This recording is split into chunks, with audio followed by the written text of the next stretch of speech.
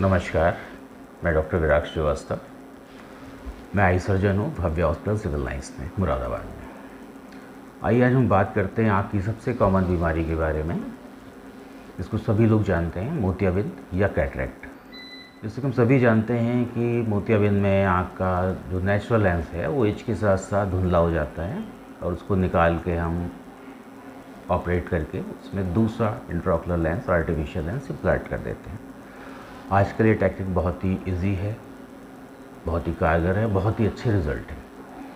इसके बारे में लगभग सभी को पता है कि इसका कोई दवाई से इलाज नहीं होता, सर्जरी इसका एकमात्र उपाय है और बहुत ही अच्छा ट्रीटमेंट है, बहुत ही अच्छे रिज़ल्ट्स हैं। लेकिन हम टेक्निक्स के बारे में और इन चीज़ों के बारे में, डिटेल्स के बारे में अभी नहीं जाना चाहते हैं। बेसिकली हमें बात करना चाहते हैं कि अभी भी कैटरेक्ट के बारे में कई सारी भ्रांतियाँ हैं, कन्फ्यूज़न्स हैं लोगों के बारे में दिमाग में। तो सबसे पहले क्या दिक्कत है, क्या प्रॉब्लम है, लोगों को समझ में आता है। क्वेश्चन पहला ये होता है कि मोतियाबिंद पकने के बाद करना चाहिए, पकने के बाद करना चाहिए या पहले करना चाहिए। तो देखिए 50 साल पहले जो टेक्निक थी उसमें अर्ली कैटरेक्ट को निकालने में प्रॉब्लम होती थी, तो इसलिए जब मोतियाबिंद पक जाता था तब उसको निकाला जाता था और उसमें कोई लेंस वगैरह नहीं डाला जाता था, सिंपली आप एक चश्मा दे देते थे बाहर से लगाने के लिए।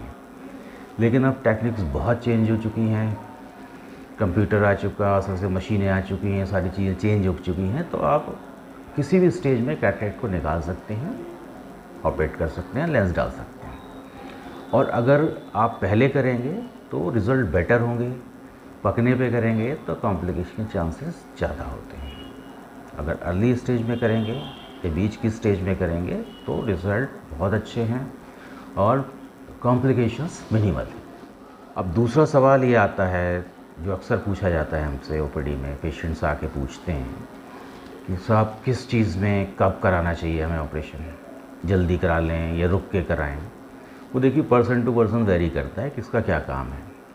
जिसका काम ड्राइविंग है, कंप्यूटर में बहुत समय तक काम करना है या पढ़ने का बहुत काम है, तो उसको अर्ली स्टेज में कराना पड़ेगा, क्योंकि शुरू से ही उसको प्रॉब्लम शुरू हो जाती है। थोड़ा धुंधला दिखने लगेगा, काम में प्रॉब्लम आएगी, ड्राइव करने में दिक्कत आएगी, चकाचौंध लगेगी, आपको पढ़ने में प्रॉब्लम आएगी, कंप्यूटर में आपको प्रॉब्लम आएगी, तो उसमें अर्ली स्टेज में करना पड़ेगा, तभी आपको रिज़ल्ट बेटर मिलेगा। आप कंफर्टेबल हो गए, अपना काम आसानी से कर सकते हैं।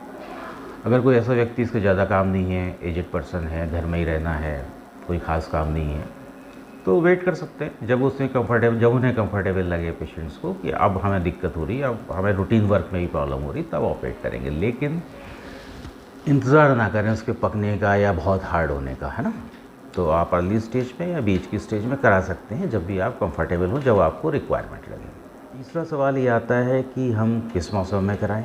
बहुत कॉमन क्वेश्चन है, अच्छे से अच्छे लोगों को ये कन्फ्यूज़न रहता है कि गर्मी में नहीं कराना चाहिए, बरसात में नहीं कराना चाहिए, सर्दियों में कराना चाहिए। बिल्कुल गलत कंसेप्ट है।